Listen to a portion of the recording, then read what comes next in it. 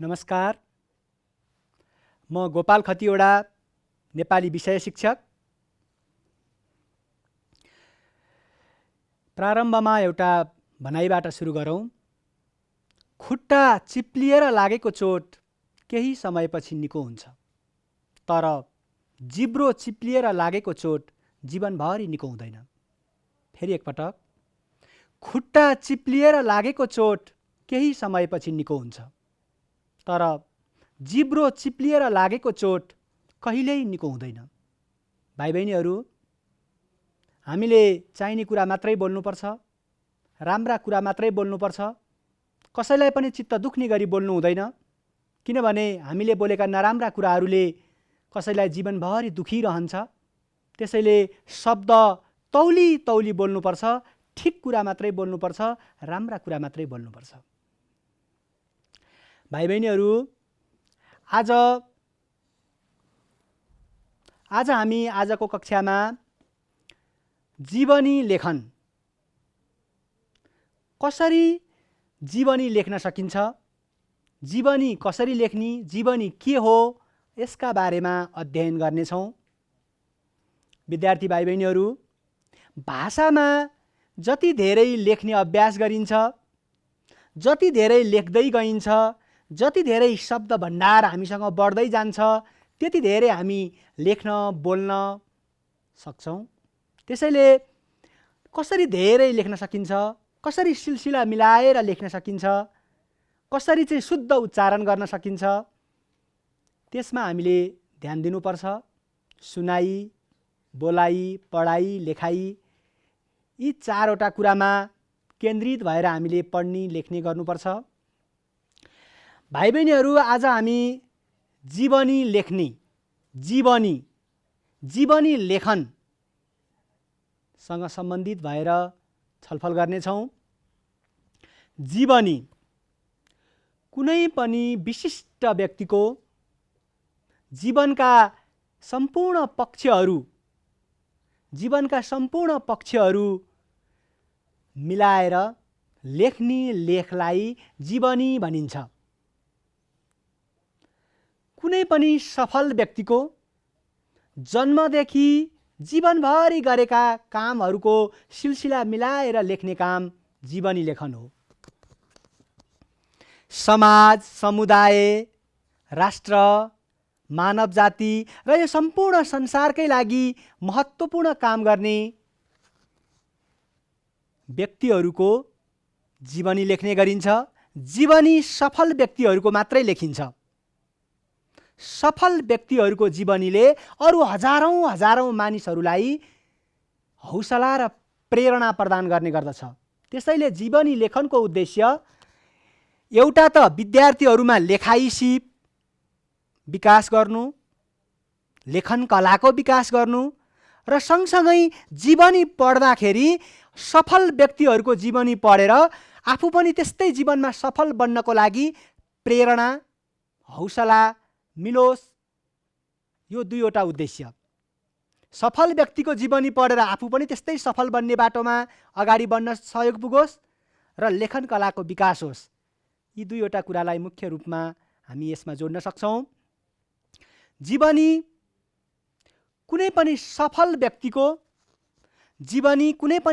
व्यक्तिको जीवनलाई छर्लङ्ग पारिएको लेख हो। उसका जीवनका महत्त्वपूर्ण पक्षहरूलाई समेटेर प्रस्तुत गरिएको लेख हो जीवनी। जीवनी आफ्नै देशभित्रका विभिन्न व्यक्तिहरूले गरेका सफल काम गर्ने सफल व्यक्तिहरू, राम्रा काम गर्ने सफल व्यक्तिहरूको जीवनी लेखियो भने त्यो राष्ट्रिय जीवनी। र आफ्नो देशभन्दा बाहिर विभिन्न ठाउँमा, विभिन्न देशमा, विभिन्न क्षेत्रमा लागेर महत्त्वपूर्ण योगदान गर्ने व्यक्तिहरूको जीवनी अन्तर्राष्ट्रिय जीवनी हो। त्यसैले यसको दुईवटा, राष्ट्रिय व्यक्तित्वको जीवनी र अन्तर्राष्ट्रिय, आफ्नो देशभन्दा बाहिरको अन्तर्राष्ट्रिय व्यक्तित्वको जीवनी। हामी यसरी यसलाई आफ्नो देशभित्र राष्ट्रिय, देशभन्दा बाहिरकोलाई चाहिँ अन्तर्राष्ट्रिय व्यक्तित्वको जीवनी भनेर हामीले बुझ्नुपर्छ। जीवनी लेख्दा कुनै पनि क्षेत्रमा रहेर महत्त्वपूर्ण योगदान पुर्याउने, विशिष्ट कार्य गर्ने साहित्यकार, कलाकार, राजनीतिज्ञ, समाजसेवी, दार्शनिक, वैज्ञानिक यिनै सफल व्यक्तिहरूको मात्र जीवनी लेख्ने गरिन्छ। आजको कक्षामा हामी कसरी जीवनी लेख्नुपर्छ, कसरी जीवनी लेख्दै अगाडि बढ्नुपर्छ यसका बारेमा छलफल गर्नेछौँ। भाइ बहिनीहरू, जीवनी लेख्नका लागि सबैभन्दा पहिले हामीले यसलाई 3 अनुच्छेदमा, जीवनीलाई 3 भागमा विभाजन गर्नुपर्छ। हामीलाई यो कक्षामा जीवनी लेखनका लागि बुँदाहरू दिइएको हुन्छ, किनभने खासमा त जीवनी खोज अनुसन्धानसँग सम्बन्धित छ। कुनै पनि व्यक्तिको सत्य तथ्यमा आधारित भएर जे हो त्यही, यसमा बनावटी कुरा अथवा काल्पनिक कुरा भन्ने हुँदैन। जे हो त्यही, जस्तो छ त्यस्तै, सत्य र यथार्थमा आधारित भएर जीवनी लेखिन्छ। त्यसका लागि जीवनी लेख्ने व्यक्तिहरूले सम्बन्धित ठाउँमै गएर खोज अनुसन्धान गरेर नयाँ कुराहरू, जीवनी व्यक्तित्वसँग सम्बन्धित कुराहरू ल्याएर तयार पारेर लेख्ने गर्नुपर्छ। तर अब हाम्रा लागि भने बुँदाहरू दिइएको हुन्छ, खोज अनुसन्धान पहिले नै गरिसकिएको हुन्छ। हामीलाई त्यहाँ बुँदाहरू दिइएको हुन्छ र ती बुँदाहरूको आधारमा हामीले जीवनी तयार पार्नुपर्छ। भाइ बहिनीहरू, हामी खोज अनुसन्धान गर्न गइरहनु पर्दैन। हामीलाई बुँदाहरू त्यहाँ दिइएको हुन्छ र ती बुँदाहरूलाई हेरेर, ती बुँदाहरूलाई आधार मानेर हामीले जीवनी तयार पार्नुपर्छ। जसरी थुङ्गा फुलहरूलाई एउटै धागोमा, एउटै मालामा अथवा एउटै धागोमा उनेर माला बनाए जस्तै हामीले पनि दिएका बुँदाहरूलाई आधार बनाएर माला बनाउनुपर्छ। हामीलाई फुल दिइसकिएको छ, बुँदा दिनु भनेको फुल अगाडि छ। अब हामी फुल खोज्न रोप्न जानु परेन। हामीलाई फुल अगाडि छ, बुँदा अगाडि छ र त्यही फुललाई धागोमा उनेर माला निर्माण गरे जस्तै त्यही बुँदाहरूलाई उनेर हामीले अब जीवनी तयार गर्नुपर्छ। बुँदालाई ध्यान दिएर जीवनी लेख्नुपर्छ। जीवनीमा ती दिएका बुँदाहरूलाई हामीले सबभन्दा पहिला 3 खण्डमा, 3 चरणमा छुट्याउनुपर्छ। अझ सजिलो गरी भन्दा 3 अनुच्छेद। अनुच्छेद भनेको वाक्यको समूह, हामी अङ्ग्रेजीमा प्यारेग्राफ पनि भन्छौँ। अनुच्छेद 3 वटा अनुच्छेदमा लेखिनुपर्छ। भाइ बहिनीहरू, सजिलोका लागि हुन त अनुच्छेद कहाँनेरि परिवर्तन गर्ने भन्ने कुरा विषयवस्तुसँग सम्बन्धित हुन्छ। एउटा विषयवस्तु सकिएपछि अर्को सुरु गर्ने क्रममा अर्को अनुच्छेद सुरु गर्नुपर्ने हुन्छ।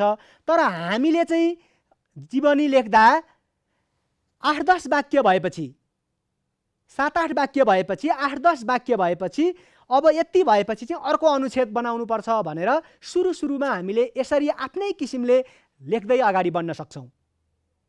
हामीलाई 3 वटा अनुच्छेद आवश्यक पर्छ भने 8-9 वाक्य अथवा हरफ, लाइन भएपछि फेरि अर्को परिवर्तन गर्ने र सामान्यतया हामीले दिमागमा जीवनी लेख्दाखेरि 3 अनुच्छेदमा लेख्नुपर्छ भनेर पहिला मानसिक रूपमा तयार हुनुपर्छ। किन? हामीलाई बुँदाहरू दिइसकिएको छ, फुलका थुङ्गाहरू अगाडि छन्। अब हाम्रो काम त माला उन्ने हो भनेको त्यो बुँदालाई मिलाएर जीवनी तयार गर्ने हो। त्यसका लागि के कुरामा ध्यान दिनुपर्छ त? त्यो दिएको बुँदालाई हामीले कसरी 3 भागमा मिलाएर बनाउने त? अनि कतिपय आफूले पढेका कुराहरू जो आफूलाई थाहा छ, सत्य र सही हो, ती कुराहरू थप्दै जान पाइन्छ। तर हुँदै नभएको यस्तो होला भनेर थप्न चाहिँ पाइँदैन। सत्य र यथार्थमा आधारित जे हो त्यही हुनुपर्छ भाइ बहिनीहरू जीवनीमा। अब 3 वटा खण्डमा कस्ता कुराहरू समेटिन्छ एकपटक हेरौँ है त। पहिलो अनुच्छेद,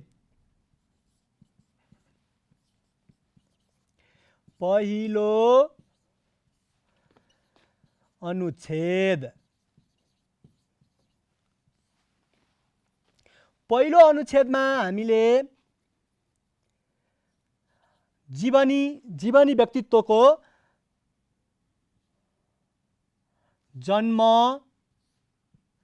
जन्मभूमि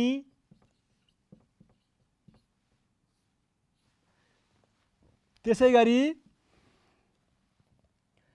मातापिता पारिवारिक अवस्था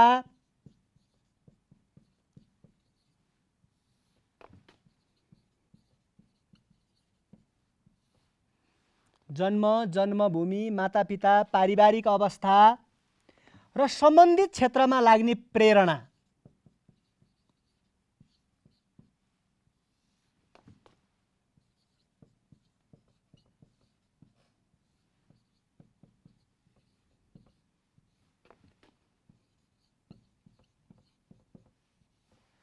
यी कुराहरू चाहिँ पहिलो अनुच्छेदमा। दोस्रो अनुच्छेदमा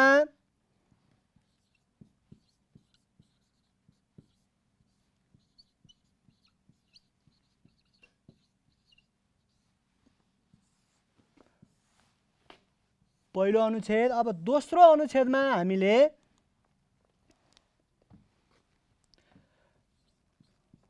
रुचि र स्वभाव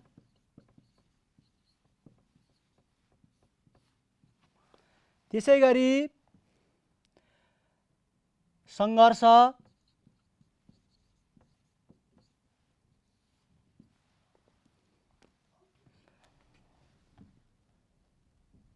योगदान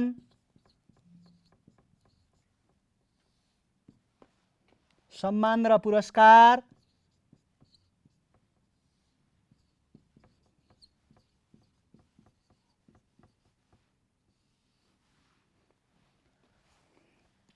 पहिला यो दुईटा कुरा बुझौँ अनि अन्तिम अनुच्छेदको बारेमा फेरि कुरा गरौँला। भाइ बहिनीहरू, हामीले जीवनी महत्त्वपूर्ण व्यक्तिको लेखिन्छ, सफल व्यक्तिको लेखिन्छ, जसले केही विशेष योगदान गरेका छन् उनीहरूको लेखिन्छ।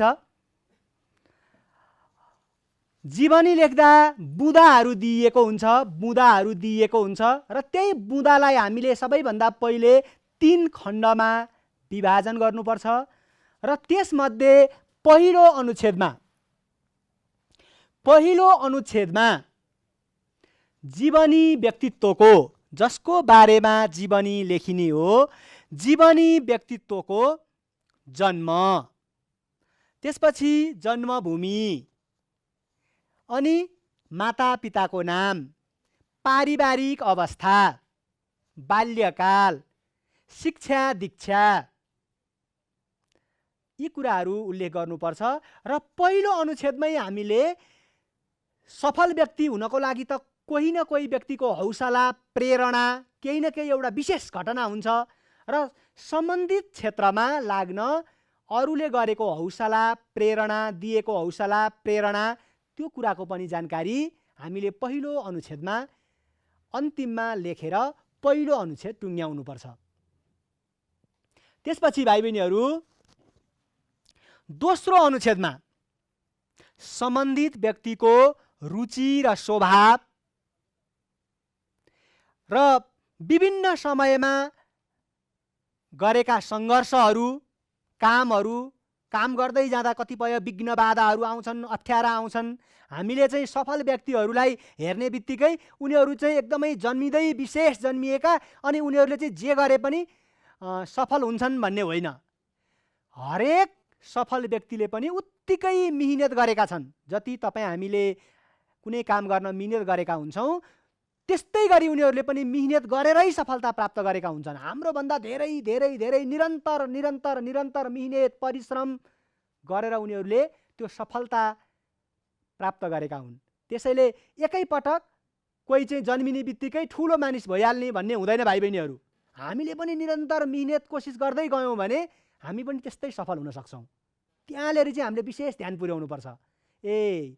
मेरो जस्तै उमेरमा यही बेलामा धेरै मिहिनेत गरेको हुनाले सफल व्यक्ति भएका रहेछन्, म पनि अब मिहिनेत गर्छु भन्ने त्यो खालको भावना हामीले विकसित गर्नुपर्छ। अनि रुचि र स्वभाव, सङ्घर्ष, विभिन्न कठिनाइहरू, यी कुराहरू दोस्रो अनुच्छेदमा हामीले उल्लेख गर्नुपर्छ।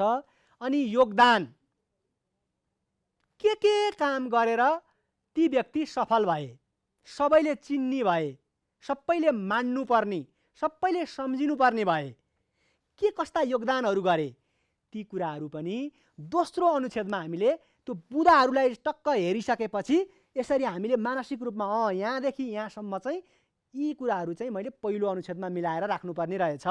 अनि यहाँदेखि यहाँसम्म चाहिँ दोस्रो अनुच्छेद। त्यसका लागि योगदान, सम्मान, पुरस्कारहरू, अब मान पदवीहरू, अनि विभिन्न सङ्घ संस्थाहरूमा संलग्न भएका कुराहरू, यी कुराहरू हामीले दोस्रो अनुच्छेदमा उल्लेख गर्नुपर्छ भाइ बहिनीहरू। अब तेस्रो अनुच्छेद,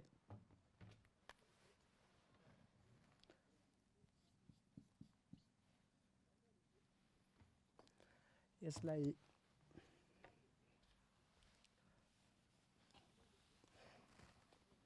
मैले ग नम्बरलाई माथि लेखेँ। पहिलो, दोस्रो अनि तेस्रो अनुच्छेद भाइ बहिनीहरू।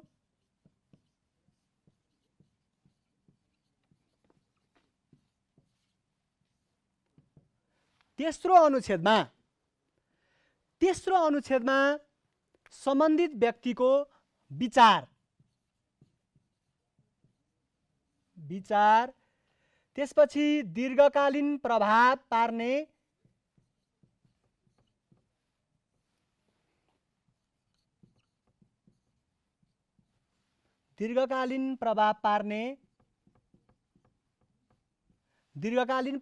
कुरा, त्यसपछि मृत्यु यदि भएको छ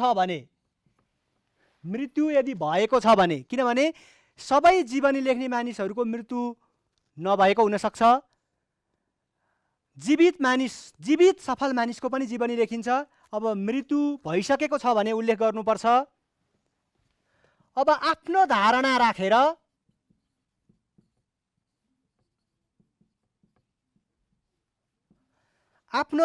राखेर समापन गर्नुपर्छ। भाइ बहिनीहरू, जीवनी लेखनमा बुँदाहरू दिएको हुन्छ। ती बुँदाहरूलाई सरसर्ती पढिसकेपछि हामीले 3 भागमा, 3 खण्डमा विभाजन गर्नुपर्छ। पहिलो भाग अथवा पहिलो अनुच्छेद, पहिलो भागमा जन्म, व्यक्तिको जन्म, जन्मभूमि, मातापिता, पारिवारिक अवस्था, सम्बन्धित क्षेत्रमा लाग्ने प्रेरणा, हौसला कोबाट प्राप्त भयो, यी कुराहरू पहिलो खण्डमा। अब दोस्रो खण्डमा अथवा दोस्रो अनुच्छेदमा जीवनी जसको हामी लेख्दैछौँ ती व्यक्तिको रुचि, स्वभाव, जीवनमा उनले गरेका सङ्घर्षहरू, अनि योगदान, उनले प्राप्त गरेका सम्मान, पुरस्कारहरू, मान पदवीहरू, यी कुराहरू हामीले दोस्रो अनुच्छेदमा लेख्नुपर्छ। र तेस्रो निष्कर्ष अनुच्छेदमा भाइ बहिनीहरू ती सफल व्यक्तिका विचारहरू, दीर्घकालीन प्रभाव पार्ने कुराहरू, अनि यदि मृत्यु भइसकेको हो भने, स्वर्गारोहण भइसकेका हुन् भने त्यो कुरा उल्लेख गर्ने, र आफ्नो विचार। जीवनी लेख्ने जो लेखक छ, जीवनी लेख्ने व्यक्तिले अब लेख्दै आउँदा के कुरामा निचोडमा के लाग्यो त, आफ्नो धारणा राख्दै जीवनी समापन गर्नुपर्छ। अब मैले भाइ बहिनीहरूलाई एउटा बुँदाहरू प्रस्तुत गरेर अनि त्यसैलाई फेरि बढाउँदै अझ बढी यो विषयलाई प्रष्ट पार्नेछु। ल भाइ बहिनीहरू, स्लाइडमा हेर्नुहोस् त। दिएका बुँदाहरूको आधारमा जीवनी तयार पारी शीर्षक राख्नुहोस्। त्यहाँ जीवनीका लागि बुँदाहरू प्रस्तुत गरिएको छ। अघि मैले यहाँ जसरी सेतो पाटीमा लेखेँ, जन्मका कुरा, मातापिताका कुरा, शिक्षा दीक्षाको कुरा, पारिवारिक अवस्थाको कुरा, अनि कृतिहरू, योगदानका कुरा, यी सबै कुराहरू चाहिँ यहाँ बुँदामा दिएको छ। जस्तो भाइ बहिनीहरूले हेर्न सक्नुहुन्छ, नाम भानुभक्त आचार्य, जन्म, जन्मस्थान, पितामाता, यसरी फुलको थुङ्गा जस्तै गरी हामीलाई चाहिँ अगाडि राखिदिएको छ।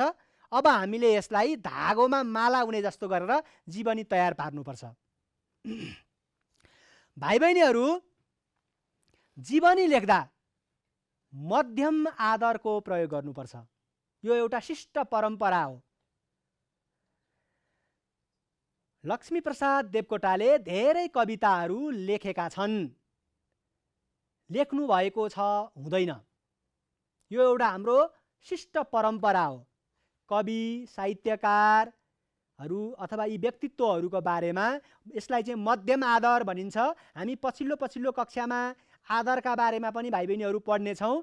अहिले चाहिँ भाइ बहिनीहरूले दिमागमा राखिरहनु पर्ने कुरा चाहिँ हामीले यो माला उन्दै गर्दा, यो जीवनी तयार गर्दै गर्दा मध्यम आदर, पढे, लेखे, खाए, गए, हिँडे, नाचे, रमाए, यसरी चाहिँ यो किसिमको क्रियापद प्रयोग गर्नुपर्छ जीवनी लेख्दा। अब हेरौँ, यही बुँदालाई म उन्दै जान्छु। यो बुँदालाई चाहिँ जीवनीको स्वरूप दिँदै जान्छु। भाइ बहिनीहरूले बुझ्ने गरी भाइ बहिनीहरूले बुँदा हेरिरहनु होला। मैले यो बुँदालाई च्याप्प समातेर अनि यसैलाई लेख्दै जान्छु। अनावश्यक हुँदै नभएको कुराहरू जोड्नु हुँदैन। तर आफूले पढेर थाहा भएको सत्य तथ्य कुराहरू भने आवश्यकता अनुसार थप्न सकिन्छ। तर निश्चित नभएको, पक्का नभएको कुरा लेखिदिउँ न त भनेर लेख्नु हुँदैन जीवनीमा। यो यथार्थपरक हुनुपर्छ। जे हो त्यही, जे अगाडि देखियो त्यही भने जस्तो। यथार्थ भनेको जे हो त्यही, यसरी बुझ्नुपर्छ भाइ बहिनीहरू हामीले। अब जीवनी लेख्दा सबैभन्दा पहिले त्यही शीर्षकमै जुन नाम दिएको हुन्छ त्यो नामलाई नै शीर्षकका रूपमा लेख्नुपर्छ। जस्तो भाइ बहिनीहरूले बुँदामा हेरिरहनु भएको छ भानुभक्त आचार्य। अब हामीले शीर्षक भानुभक्त आचार्य जे छ त्यही शीर्षक त राख्नै पर्यो, सुरुमा राख्नै पर्छ।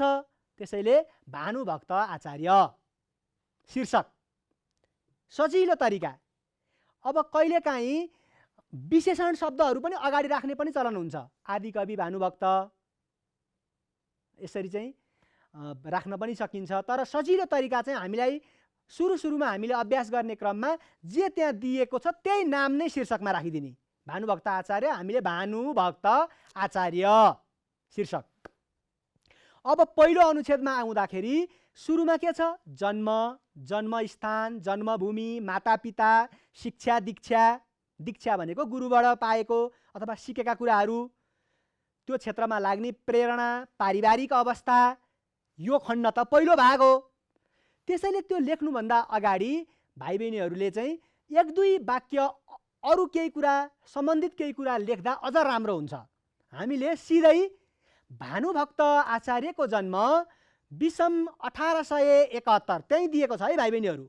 विषम 1871 असार 29 गते भएको थियो भनेर सुरु गर्दा पनि हुन्छ। अथवा अलिकति एक दुई वाक्य थप्दा पनि अझ राम्रो हुन्छ। संसारमा हरेक दिन थुप्रै मानिसहरू जन्मन्छन्। ती मानिसहरूमध्ये कतिपय मानिसहरूले समाज, राष्ट्र र संसारका लागि नै महत्त्वपूर्ण काम गरेका हुन्छन्। त्यस्तै नेपाली भाषा र साहित्यमा महत्त्वपूर्ण योगदान पुर्याउने व्यक्तिहरूमध्ये भानुभक्त आचार्य पनि एक हुन्। भानुभक्त आचार्यको जन्म विषम 1871 साल असार 29 गते भएको थियो। यसरी जोड्दा पनि हुन्छ भाइ बहिनीहरू। अथवा हामीलाई सुरुमै मैले अघि भने जस्तै गरी जीवनी लेख्दा भानुभक्त आचार्यको जन्म विषम 1871 सालमा असार 29 गते तनहुँ जिल्लाको चुँदीरम्घा भन्ने ठाउँमा भएको थियो। पूर्णविराम। यसरी अगाडि बढ्दा पनि हुन्छ। अब हामीलाई के छ? पहिलो खण्डमा के लेख्ने, दोस्रो खण्डमा के लेख्ने, तेस्रो खण्डमा के लेख्ने भनेर हामीले त्यसको अंशबन्धा गरिसक्यौँ। सुरुमै गर्नुपर्छ भाइ बहिनीहरू। र त्यसैलाई अब मिलाउँदै जाने हो। कोसिस गर्दै जानुपर्छ, राम्रो जीवनी लेख्न सकिन्छ। अब यसरी हामीले जन्म, व्यक्तिको नाम, व्यक्तिको नाम जन्म राखिसकेपछि अब पितामाताको नाम पनि जोड्दै जानुपर्छ। उनी पिता धनञ्जय आचार्य र माता धर्मवती देवी आचार्यका सन्तान थिए। उनले घरमा नै स्वाध्ययन गरेका थिए। स्वाध्ययन भनेको घरमै पढ्ने काम। उनका हजुरबुबा श्रीकृष्ण आचार्यले उनलाई घरमै राखेर पढाएका थिए। यी कुराहरू राखिसकेपछि अब हामीले प्रेरणा कसरी पाए त्यसलाई पनि उल्लेख गरिहाल्नु पर्यो।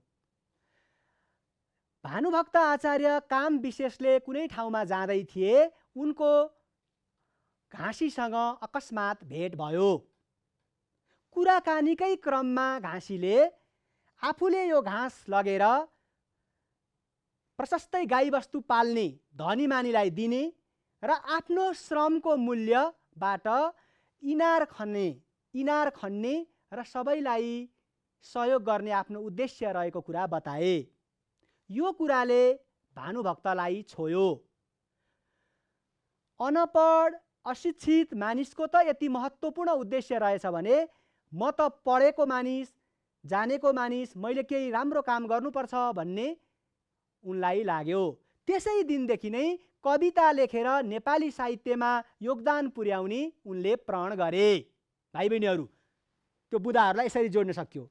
अब दोस्रोमा गएपछि भानुभक्त आचार्य उनले भन्नु हुँदैन, सुरुमा सर्वनाम प्रयोग गर्नु हुँदैन। हामीले जहिले पनि नामै प्रयोग गर्नुपर्छ अनुच्छेदको सुरुमा चाहिँ। भानुभक्त आचार्य सानैदेखि कविता लेख्नमा रुचि राख्थे। हजुरबुबाले सिकाए अनुसार नै उनी कविता लेख्ने गर्दथे। त्यसैले कविता लेखेर नेपाली साहित्यमा राम्रा किताबहरू लेख्ने उनले सपना बनाए। त्यसै अनुरूप उनले थुप्रै किताबहरू लेखे। उनका किताबहरूमध्ये सबैभन्दा लोकप्रिय किताब रामायण हो। यो रामायण संस्कृतका आदिकवि वाल्मीकिले लेखेको किताबलाई नेपालीमा अनुवाद गरिएको हो। यसरी अनुवाद गर्दा उनले प्रशस्तै मौलिकता, नेपालीपनका साथ अनुवाद गरेका थिए। धेरै मानिसहरूले रामायणलाई मन पराए। त्यसैले भानुभक्त सबै नेपाली भाषीहरूका माझमा, नेपाली भाषा बोल्नेहरूका माझमा लोकप्रिय भए। यसरी हामीले अगाडि राख्दै जानुपर्छ। उनका रामायण, प्रश्नोत्तर, वधु शिक्षा, भक्तमाला, रामगीता लगायतका पुस्तकहरू पनि प्रकाशित भएका छन्। अब उनले नेपाली समाजलाई धार्मिक चेतना, नैतिक चेतना अनि आध्यात्मिक भावना, मानिस चाहिँ नैतिकवान बन्नुपर्छ, नीति नियमलाई मान्नुपर्छ भन्ने दृष्टिकोण राखेर त्यस्तो सल्लाह सुझाव दिने गरी कविताहरू लेखेका छन्। समाज सुधार अनि प्रकृति, खोला नाला, वनजङ्गल, छाँगा छहरालाई माया गर्ने, देशलाई माया गर्ने भावना पनि उनका कविताहरूमा पाइन्छ। उनले बोलीचालीमा मात्रै सीमित नेपाली भाषामा कविता काव्य लेखेर लोकप्रिय बनाए। सम्पूर्ण नेपालीहरूलाई एकताको सूत्रमा बाँधे। अनि यी कुराहरू राखिसकेपछि अब हामीले अन्तिम अनुच्छेदमा चाहिँ भानुभक्त आचार्यले पृथ्वीनारायण शाहले टुक्रा टुक्रामा विभाजित राज्यलाई एक बनाए जस्तै नेपाली भाषाका माध्यमबाट पूर्व मेचीदेखि पश्चिम महाकालीसम्मका सबैलाई जोड्ने काम गरे। उनी नेपाली साहित्यका आदि कविका रूपमा सम्मानित छन्। उनलाई मोतीराम भट्टले आदि कविको पदवी दिएका थिए। यस्ता महान व्यक्तिको मृत्यु विषम 1925 सालमा भएको थियो। उनको भौतिक शरीर हाम्रा सामुमा नभए पनि उनका महत्त्वपूर्ण कृतिहरूका कारणले सदा सदा अमर रहिरहनेछन्। यसरी टुङ्ग्याउनुपर्छ भाइ बहिनीहरू। मैले आजको कक्षामा जीवनी लेख्न आवश्यक कुरा, जीवनीलाई 3 भागमा कसरी कसरी विभाजन गर्ने, के कुरा राख्ने भन्ने कुरा र एउटा नमुना प्रस्तुत गरेँ। अब भाइ बहिनीहरूले यस्तै जीवनी कुनै व्यक्तिको, सफल व्यक्तिको जीवनी लेख्नुहोला र आफ्नो नजिकमा रहनुभएका शिक्षक शिक्षिकाहरूलाई देखाउनुहोला। आजको लागि समय सकिएको छ। हामी फेरि अर्को कक्षामा भेट्ने नै छौँ। आजलाई बिदा दिनुहोस्। नमस्कार।